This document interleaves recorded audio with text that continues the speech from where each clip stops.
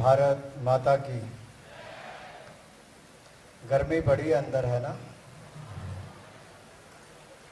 लेकिन डिग्री लेते समय आपके चेहरे पे लगता नहीं था। भारत माता की।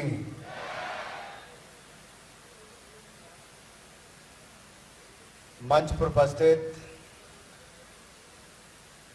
द्वापा कॉलेज जालंधर के और इस सोसाइटी के प्रेसिडेंट आदरणीय श्री चंद्र मोहन जी, प्रिंसिपल आदरणीय doctor Pradeep Bhandari ji, vice president doctor Sushma Chawla ji, treasurer Shri Dhruv Mittal ji, member Shri doctor S P Gupta ji और मेंबर श्री असीम सोंदी जी, विशेष तौर पर उपस्थित इसी कॉलेज के पूर्व में विद्यार्थी रहे और पंजाब सरकार में पूर्व में कैबिनेट मिनिस्टर रहे आदरणीय मनोरंजन कालिया जी, पूर्व में मंत्री रहे आदरणीय के डी भंडारी जी, पूर्व में विधायक रहे आदरणीय सरबजीत मक्कड़ जी, युवा मोर्चा के जुझारू अध्यक्ष भाई भानु जी, उपस्थित भारतीय जनता पार्टी के सभी नेता, सभी जिला के अधिकारीगण, फैकल्टी नॉन फैकल्टी मेंबर्स,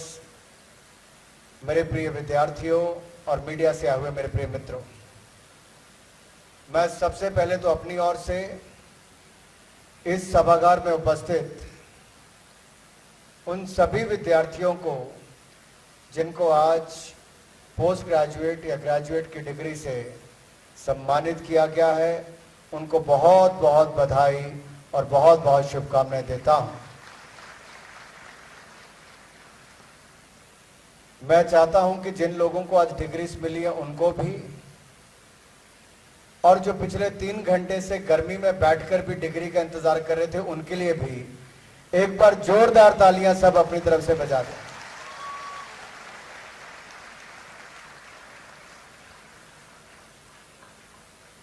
वैसे मैं प्रिंसिपल महोदय से पूछ रहा था कि कितनी डिग्रीज हैं, तो कहा लगभग 500। एक साथ 500 विद्यार्थियों को पोस्ट ग्रेजुएट ग्रेजुएट की डिग्रीज मिलना, और वो भी उस कॉलेज में जहां मैंने अपने कॉलेज के दिन 5 साल तक बिताए हों। शायद कुछ स्थान ऐसे होते हैं जब आप वहां पर वापस जाओ, जहां जाने की उत्सुकता, एक्साइटमेंट आपके मन में होती है और आपको उस पल का इंतजार होता है कि कब वहां पहुंचेंगे। लेकिन जब आप वहां पहुंचो तो खुशी आपकी भावुकता में या आंखों में आंसू लाल ले आती है। शायद मेरे लिए भी वैसा ही मोमेंट था कि जब मैं अपने कॉलेज के गेट से अंदर एंटर आया तो ऐसा लगता था शायद मैं वापस 1992-94 में वापस चला गया हूं, 30 साल पहले जब इस कॉलेज में मैं पढ़ा था। जब कॉलेज आओ तब एक नया नया फ्रीडम महसूस होता है। वो स्कूल की यूनिफॉर्म से बाहर आना, वो एक तरह से सर्टिफिकेट मिलना कि we are in college now and we have to decide what we have to do in life. लगता है बस अब तो ये जिंदगी अपनी हम तय करेंगे करना क्या है,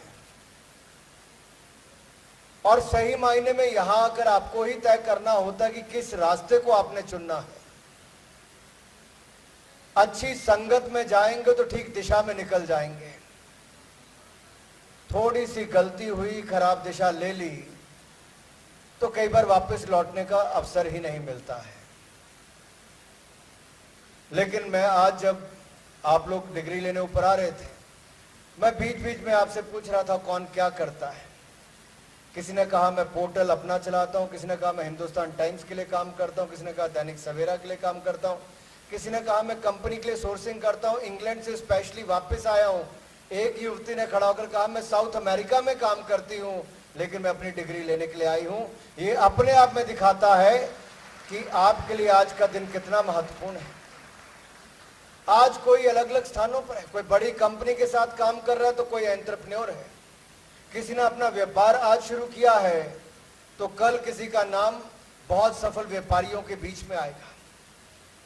ये आपके ही बीच में एक स्टूडेंट, जब मैं चंद्रमोहन जी और प्रोफेसर भंडारी के साथ अंदर आ रहा था तो आगे टीचर्स वाली लाइन में वो भी थी। तो जब वो अपनी डिग्री लेने आई तो मैंने कहा, मुझे लगा आप टीचर हैं, आप तो लेक्चरर हैं, तो आप डिग्री लेने आए? तो उन्होंने कहा, नहीं सर, मैं इसी कॉलेज में पढ़ी हूँ और मैं इसी कॉलेज में पढ़ाती भी हूँ। तो ये भी अपने आप में एक बड़ा बदलाव है। मेरे पिता स्वयं प्रोफेसर थे, इंग्लिश पढ़ाते थे, इसी द्वाबा कॉलेज में थे और कोई बहुत आसान जिंदगी नहीं थी। मेरे दादा, मेरे ग्रेट ग्रैंडफादर, परदादा सब ये फौज में ही थे, देश के लिए लड़ते थे। और किसान परिवार से हम लोग आते हैं, हिमाचल प्रदेश के हमीरपुर से। वो 10वीं पास करके LIC की नौकरी करने आए, इवनिंग क्लासेस में पढ़ते थे, BA किया, MA किया, LLB किया, साथ साथ में यहाँ पर पढ़ाना भी शुरू किया द्वाबा कॉलेज में। उनकी रुचि सेवा करने की थी, अपने प्रदेश वापस जाने की। वर्षों तक यहाँ पढ़ाने के बाद जब उन्होंने रिटायरमेंट ली तो उस डेट भी कौन सी थी? आज मुझे प्रिंसिपल महोदय ने, चंद्रमोहन जी ने बताया कि आप 20 सितंबर को आए हो। प्रोफेसर प्रेम कुमार धूमल जी ने 20 सितंबर को यहीं पे रिटायरमेंट भी प्रोफेसर के नाते ली थी। तो ये भी एक कोइंसिडेंस है। किसने सोचा था कि आज की दिन की डेट तय होगी? किसने सोचा था जो 10वीं पास करके अपने LIC की नौकरी करने आया, कॉलेज की शिक्षा प्राप्त करके प्रोफेसर बना, तो वो जाकर कहीं हिमाचल प्रदेश के सांसद, फिर मुख्यमंत्री, लीडर ऑफ ऑपोजिशन बनेंगे, कई बार मुख्यमंत्री बनेंगे। और मैंने तो अपने जीवन में क्रिकेट के अलावा कुछ सोचा ही नहीं था। मैं कभी दयानंद मॉडल स्कूल की टीम का कप्तान था, कभी द्वाबा कॉलेज की टीम का कप्तान, कभी पंजाब की under 16, under 19, north zone under 19 की टीमों का कप्तान। और ये हमारी सारी टीमें जलंधर से लेकर पंजाब नेशनल चैंपियनशिप में 90 में भी, 92 में भी पहली बार पंजाब जीते और नॉर्थ जोन जीता। तो जब मैं कैप्टन था यहाँ का, तब हम ऑल इंडिया चैंपियन बने, वो भी हम यहीं से बने, द्वाबा कॉलेज से ही नेशनल चैंपियनशिप बने। माननीय चंद्रमोहन जी, आज जब मैं अमृतसर लैंड किया तो मेरा पहला प्रोग्राम गुरु नानक देव विश्वविद्यालय में था और आदरणीय मनोरंजन कालिया जी भी वहां पर थे। GNDU से ही एफिलिएटेड द्वाबा कॉलेज भी है। जब मैंने आपको अपना डिस्ट्रिक्ट, स्टेट, जोन और नेशनल चैंपियन बताया तो उन्हीं सालों में एक साल ऐसा भी था जब गुरु नानक देव विश्वविद्यालय की टीम का मैं हिस्सा भी था और हम ऑल इंडिया चैंपियन भी यूनिवर्सिटीज के बने। तो ये सौभाग्य है कि मैं अपनी यूनिवर्सिटी में भी आज के दिन ही गया और अपने कॉलेज भी आज ही के दिन आने का अवसर मिला। इसके लिए मैं आप सबका, महानुभाव का बहुत बहुत धन्यवाद करता हूं, आभार प्रकट करता हूं। मैंने सोचा था मैं बहुत लंबा भाषण दूंगा, बहुत वर्षों तक 45-45 मिनट के पीरियड मुझे अपने प्रोफेसर्स के अटेंड करने पड़ते थे। आज मैं 45 मिनट तो कम से कम बोलूंगा। लेकिन जब मैं हॉल के अंदर घुसा और मैंने देखा आप गर्मी में बैठे हो और मेरे आने से चंद मिनट पहले नहीं, काफी देर पहले से बैठे हो, 2 घंटे आपको डिग्री लेने में लग गए, तो कम से कम मैं ज्यादा लंबा बोल के ऊपर आपके ऊपर अन्याय नहीं करूंगा, जल्द ही अपना भाषण समाप्त कर दूंगा, इस बात का विश्वास दिलाता हूं।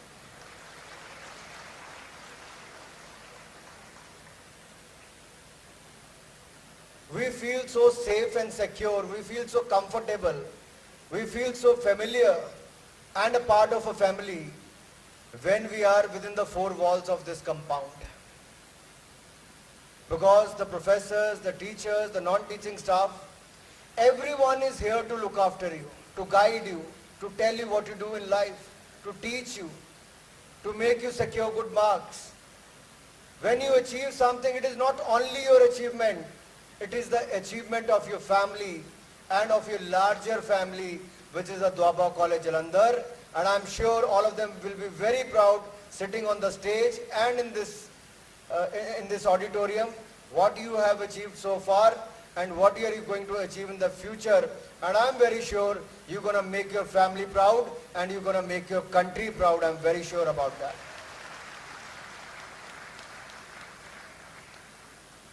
हम अपना जीवन तो बनाएंगे, भविष्य भी बनाएंगे, परिवार भी बनाएंगे और देश को आगे बढ़ाने के लिए अपना योगदान भी देंगे। मैं योगदान पर इसलिए आ रहा हूं क्योंकि आज से 75 वर्ष पहले भारत को आजादी मिली थी। उससे पहले के युवाओं ने बहुत बड़ा बलिदान देश के लिए दिया था। सैकड़ों वर्षों तक ये लड़ाई लड़नी पड़ी, कभी मुगलों के गुलाम, कभी अंग्रेजों के गुलाम। पुर्तगाली आए, अंग्रेज आए, हमारे देश को बांटा, जाति धर्म संप्रदाय के नाम पर भी बांटा, क्षेत्र के नाम पर भी बांटा और बांट कर राज करने का काम कई वर्षों तक किया। हिंदुस्तान बहुत अमीर था, दुनिया के सबसे समृद्ध संपन्न देशों में से एक था, इसलिए दुनिया भर के देश यहां पर आते थे। कोई व्यापार करने के रूप में आया तो अतिक्रमण करने पर आ गया, सत्ता करके यहां पर काबिज हो गया। अगर हम अमीर ना होते तो बाकी यहां पर नहीं आते। और आप सबको हिंदुस्तान के समृद्ध और गौरवशाली इतिहास को जानने की आवश्यकता है। वर्षों वर्षों तक आजादी के बाद भी हमें सही इतिहास नहीं पढ़ाया गया। जिन लोगों का बलिदान और योगदान देश को आजादी दिलाने के लिए रहा, शायद दक्षिण भारत के लोगों के बारे में तो आपको जानकारी भी ना हो।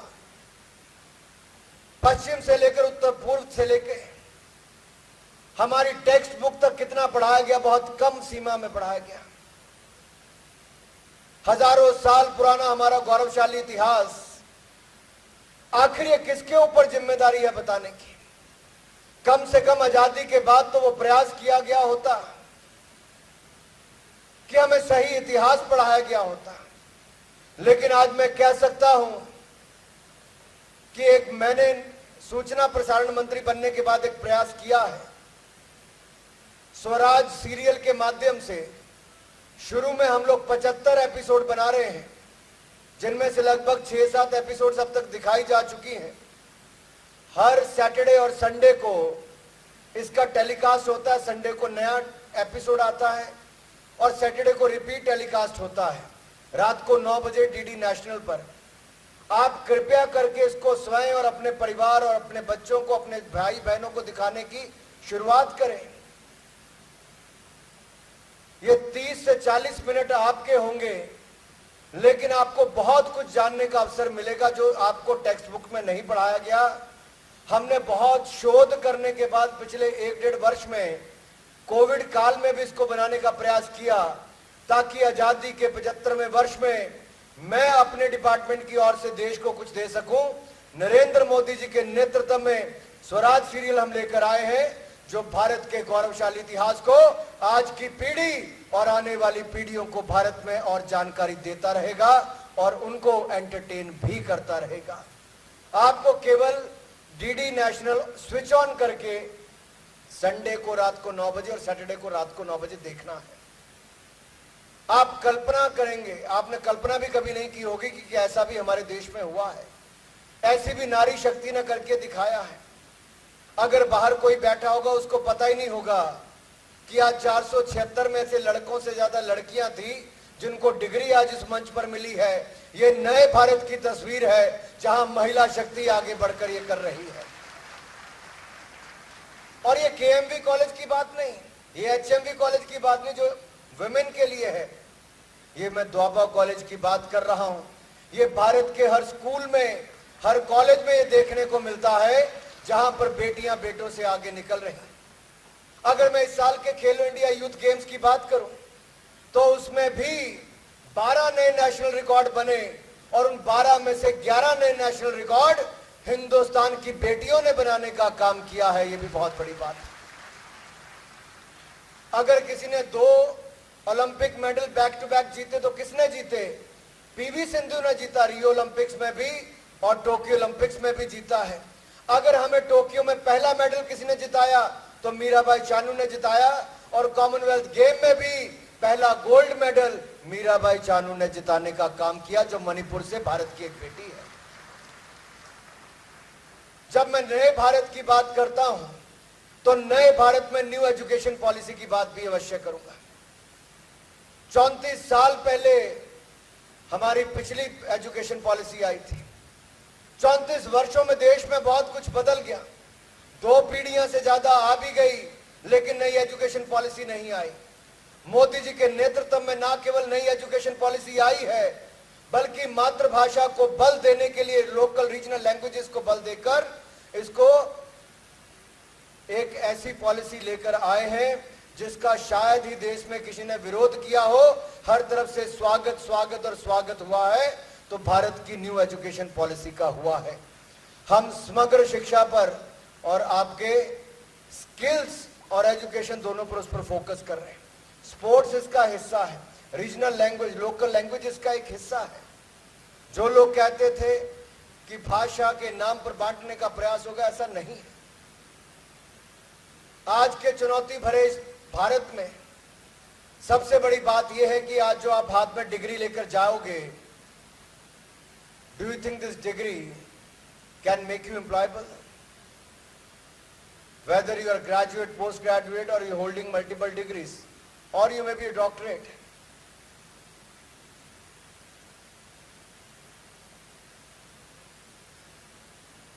COVID was a big example. During the COVID-19 pandemic, what we have seen, that we have to redefine ourselves, reimagine, reboot, and reskill and upgrade our skills to remain relevant in the ecosystem. और अगर वो नहीं करेंगे तो जो वर्षों से कहीं काम कर रहे हैं वो भी नौकरी से बाहर हो जाते हैं। आपको तो हर 2 वर्षों के बाद कुछ ना कुछ नया अध्याय लिखने की आवश्यकता है। एक नया अध्याय अपने जीवन पर भी होगा, नई स्किल्स ऐड करनी पड़ेंगी और सॉफ्ट स्किल्स का बहुत महत्व है। मैं देख रहा था आप में से मंच पर जितने लोग आ रहे थे, कौन चलता कैसे है, किसकी बॉडी लैंग्वेज में कितना कॉन्फिडेंस है, किसके चेहरे पे मुस्कुराहट है, कौन विश करता है, कौन डिग्री को कैसे होल्ड करता है और वापस जाते हुए उसकी बॉडी लैंग्वेज या उसका क्या रिस्पॉन्स रहता है। ये छोटी छोटी बातें हैं, लेकिन अगर आप कभी नौकरी करने जाओगे या मार्केटिंग करने भी जाओगे तो जो आपके दूसरी तरफ बैठा होगा बारीकी से आपकी एक एक चीज पर नजर रखे होगा। सो आपको एक एक चीज पर पैनी नजर होगी। इसलिए आपको सॉफ्ट स्किल से लेकर हर तरह की स्किल्स अपने जीवन में लानी होगी। अकेली डिग्री काम नहीं आएगी और इसीलिए हमने स्किल इंडिया प्रोग्राम के माध्यम से अब तक लगभग 1.5 करोड़ लोगों को पिछले कुछ वर्षों में स्किल्स देने का काम किया है और अगले कुछ वर्षों में इसको कई करोड़ और युवाओं को देने का हम काम करेंगे। मैं अब से कुछ महीने पहले ही दुबई एक्सपो में इंडियन पवेलियन में गया था, तो इंफॉर्मेशन ब्रॉडकास्टिंग मिनिस्ट्री का जो पवेलियन था उसके साथ साथ मैंने स्किल डेवलपमेंट का एक प्रोग्राम भी वहां पे लॉन्च किया।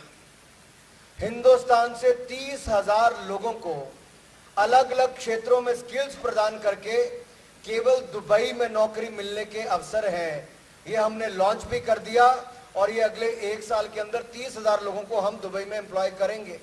ऐसे ही दुनिया भर के देशों में, जर्मनी से लेकर बाकी जगह पर जहां पर डेमोग्राफिक डिविडेंड का लाभ नहीं मिल पा रहा है, यानी कि उनकी जो पॉपुलेशन है वो एज कर रही, उनकी आयु बढ़ रही है। अगर हम जापान में देखेंगे तो उनकी क्या आयु है, महिलाएं 87 वर्ष एवरेज जीती हैं और पुरुष एवरेज 85 से 86 वर्ष जीते हैं। हिंदुस्तान में कम था, लेकिन पिछले कई वर्षों में स्वास्थ्य की सुविधाएं बढ़ने के बाद, क्वालिटी ऑफ लाइफ इंप्रूवमेंट होने के बाद हमारे यहां भी उसमें सुधार हुआ है। तो नौकरियां कहां हैं? जिन देशों में पॉपुलेशन एज कर रही है वहां पर बहुत सारे अवसर हैं। तो हमें हिंदुस्तान के युवाओं को जहां ब्रेन गेन के लिए तैयार करना है, वहां ब्रेन ड्रेन से बचाना भी है। लेकिन सच्चाई यह भी है, अगर आज दुनिया की आवश्यकता एक पढ़े लिखे नौजवान के लिए है और उनको एक स्किल्ड यूथ की आवश्यकता है, तो पूरी दुनिया की डिमांड को आज कोई देश पूरा कर सकता है तो केवल हिंदुस्तान कर सकता है, और हिंदुस्तान का युवा ही कर सकता है मेरे भाई और बहनों। इसलिए हमें केवल यहां ही नहीं, दुनिया भर के लिए तैयार रहना है। आज से लगभग 30 साल पहले, 24 साल पहले अटल जी ने इंफॉर्मेशन टेक्नोलॉजी के क्षेत्र में बहुत सारी योजनाएं लेकर आए। आईटी सेक्टर में हमारी कंपनीज ने बहुत अच्छा किया, हजारों करोड़ का मुनाफा भी कमाती है और लाखों लोगों को रोजगार भी देती है। But with the change of time we have seen that the software engineers are replaced by software now.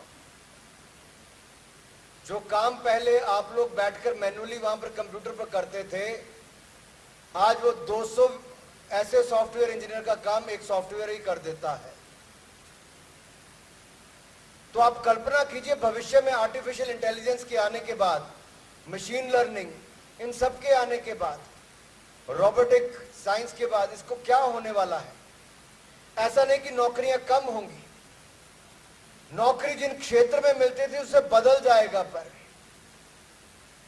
आज भी आपने देखा कोविड-19 पैंडेमिक के समय दुनिया भर के देश आज तक चेक लिखते हैं अपने नागरिकों को पैसा देने के लिए, लेकिन नरेंद्र मोदी जी ने 2014 में 45 करोड़ हिंदुस्तानियों के बैंक खाते खोलने का काम भी किया। 12 करोड़ महिलाओं को रसोई गैस का सिलेंडर देकर धुएं से मुक्ति भी दिलाई। 11 करोड़ बहनों को जिनके पास शौचालय नहीं था टॉयलेट बनाने का काम किया।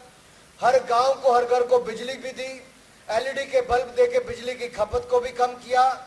अब हर घर को नल से जल देने का काम भी मोदी सरकार पूरा कर रही है। और कोविड-19 पैंडेमिक में 20 करोड़ से ज्यादा महिलाओं को एक बटन दबाकर 31,000 करोड़ रुपए की मदद उनके बैंक खातों में सीधी पहुंचाई, तो नरेंद्र मोदी जी की सरकार ने पहुंचाने का काम किया।